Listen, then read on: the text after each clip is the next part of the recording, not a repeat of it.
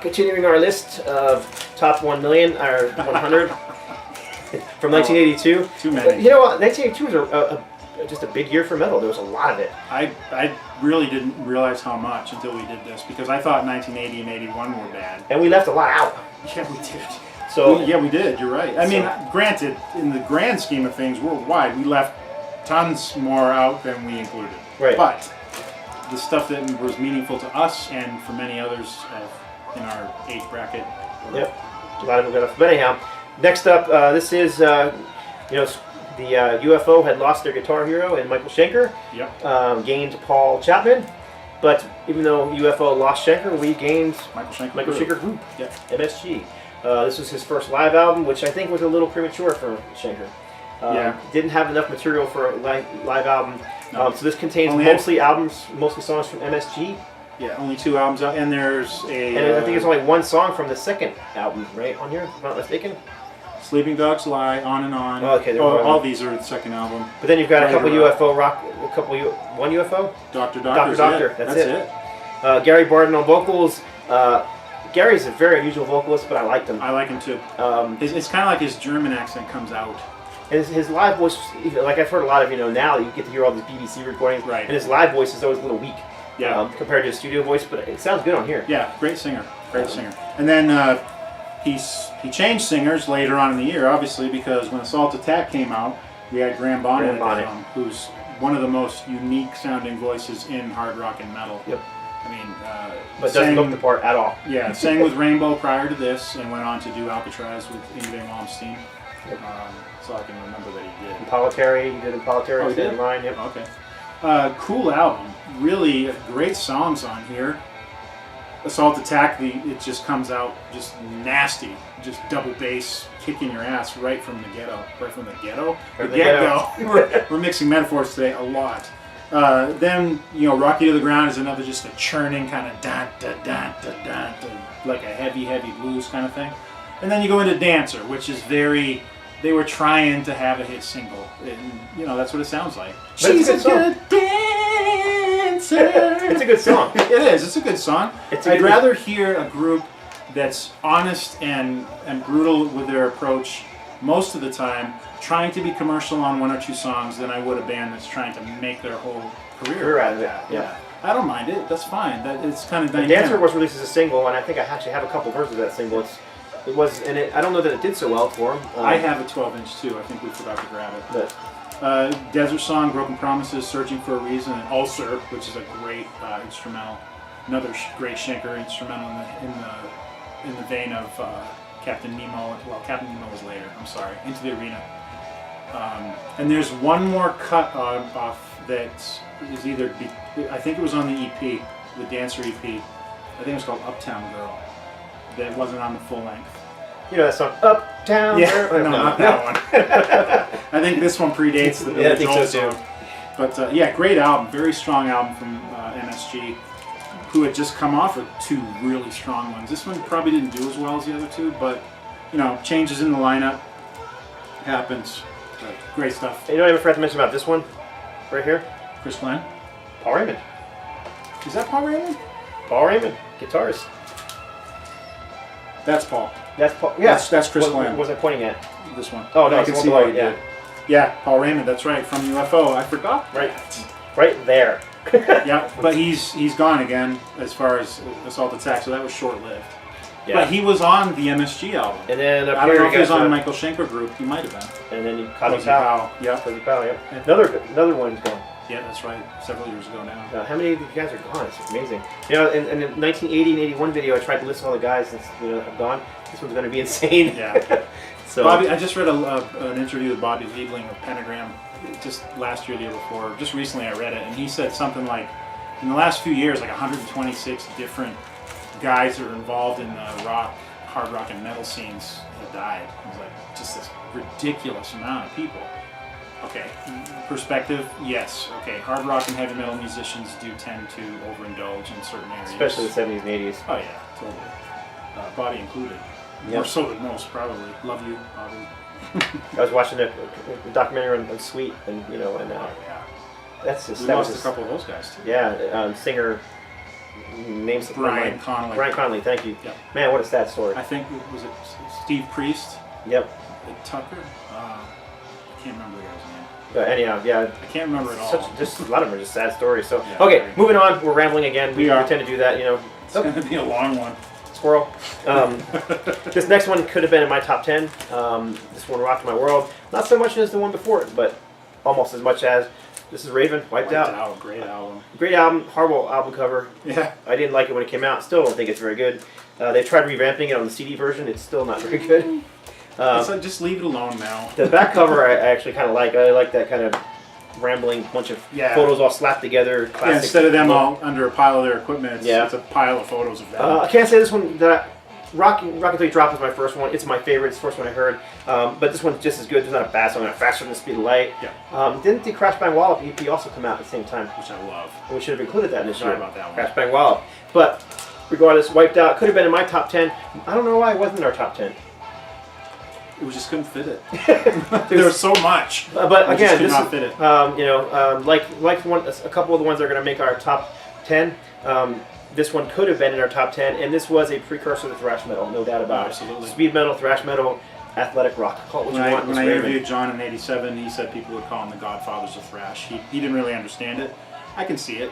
Oh yeah. There's an energy there, and there's a speed that wasn't. Yeah, there's really the present. speed and the energy and that heavy, the down picking, that you know, that they didn't. There wasn't a whole lot of bands doing that. Yeah, I mean, these guys influenced a ton of people that came after them, and as usual, the innovators don't get as much of the credit. Right. But yeah, They toured Raven, with Metallica for sure. and Anthrax, right? It was Metallica, Anthrax. That would have been a show to see. I mean, the stuff that they spawned, it overshadowed them in the end, unfortunately. And Raven's still around; they're still kicking ass. Unfortunately like for few Raven, are. I think they made it was the mistake of going to the big label and listening to the big label. Yeah, yeah. that Raven killed them. Couple albums, they Because they were going up, and Awful One came out, and then the live album came out, and then all of a sudden they were on Atlantic Records, and and even the fans were like really vocal about, guys, we love you. What the hell are you doing? yeah, because then the package back, it was like Spiral. It's a shame too Stay because Hard was that the other one that was kind of iffy. iffy. That was okay too, but they redid a song on there and they kind of like lightened it up from the first album, and The Spencer Davis song?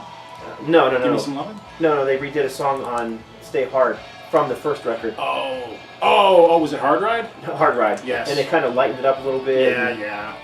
Anyhow, I mean, who knows? I mean, whatever, but you know. To the Raven fan, okay, it's just part of the story. And they have a But brand new album that just came out. Yep. Just came out, and I actually have it. I love it. It's a great record. But the album that came out after that little foray into commercialism, Mad, it was an EP. Matty Peak. They were back with a vengeance. That kicked ass. Yep. So they were like, sorry guys, we don't know what we've been thinking. Here you go. And then Nothing Exceeds Like Excess. Yeah, Brilliant. totally. They were back. Anyhow, we ramble a lot. Yeah, we did. Wiped out. Hope you guys don't mind us rambling. Squirrel. Squirrel chicken. All right, what we got here? Still solidly in new wave of British heavy metal area, ground, Sound-wise, species, country, whatever. If you can call that a sound. Doom as a genre wasn't really defined yet. There are a couple of bands doing it. Well, I don't know. That might even be early for St. Vitus. A little early. And for Trouble. Vice, Yeah, I mean, they were Trouble within the next was- year or two. Round, yeah. So Witchfinder General were one of the first that were doing the Sabbath sound very early on in Pentagram. '82. This Pentagram was Pentagram before was them. there. Yeah, but they weren't really there, known. but their first album, the proper album, didn't come out till '85, so Yeah. nobody really knew. And then Candlemass was a couple years later, Sure. too. But Witchfinder General, great stuff. Definitely infamous for the cover. You can't show that. You can't show that on video. I will cover her nipples. There you go. What's wrong with being sexy? It's- Joanne Latham, who total crush on Penterfold Centagram. There you go. Penthouse Centerfold. Can you say it 3 times fast? I can't say it one I time can't even slow. say it. Yeah. Was dating the singer Z Parks, and so appeared topless on the cover like she's the witch and they're killing her.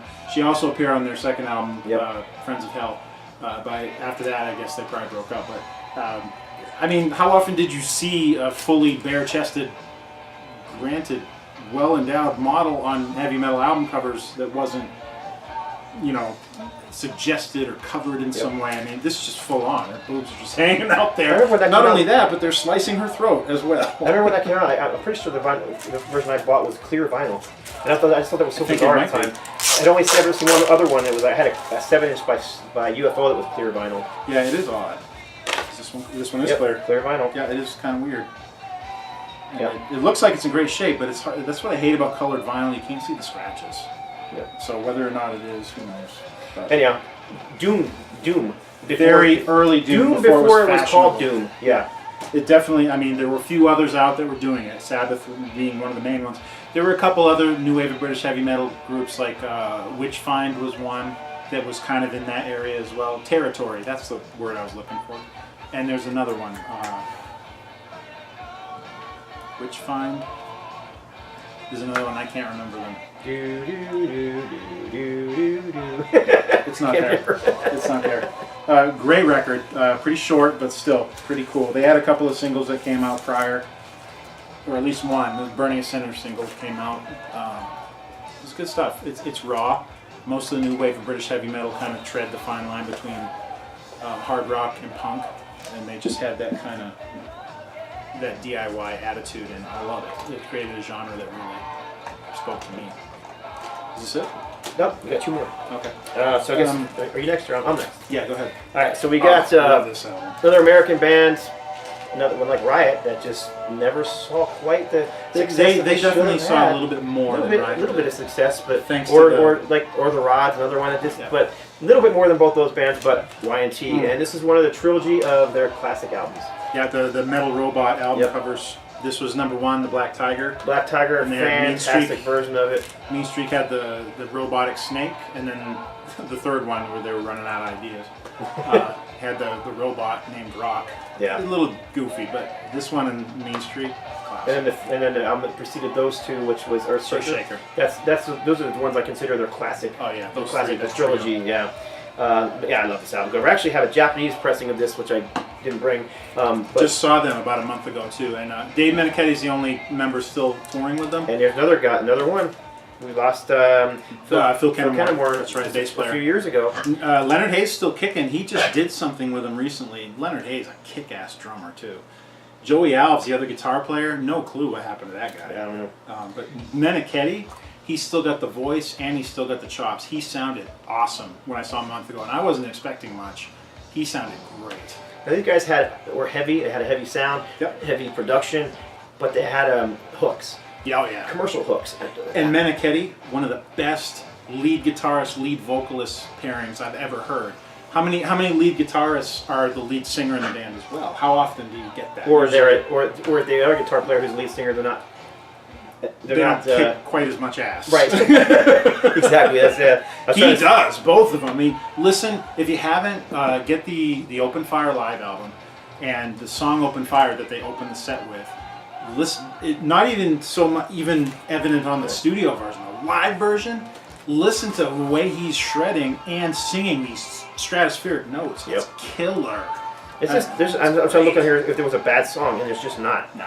And this was produced by Max Norman, who did Ozzy and Megadeth's Countdown to Extinction. He did Dirty Looks. He's done so much stuff. Max Norman. He's a very well-known producer, and a lot of stuff he does has that edge. Yeah.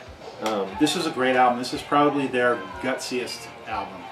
As far as like, I moved to the Bay Area right around the time this came out, and I remember hearing them on the radio. I heard Hell or High Water on the radio, thinking, it caught me immediately. I was like, who the hell is that band? I gotta find out. I think it was Mean Street was the song, or Mean Street, that was the first song I heard by them. Yeah.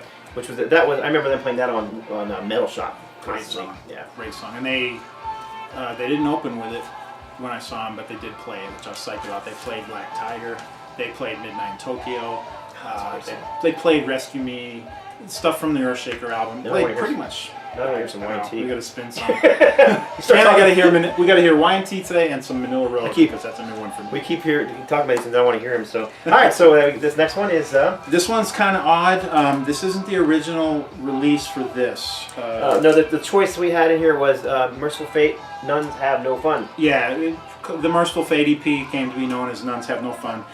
Had a really, pretty controversial cover for at the time. It had this woman Had a who was woman crucified. presumably a nun, bare chested. It was a drawing, not a picture. She's crucified, right? She had some bikini underwears on. Underwear. I ain't gonna put my underwears on.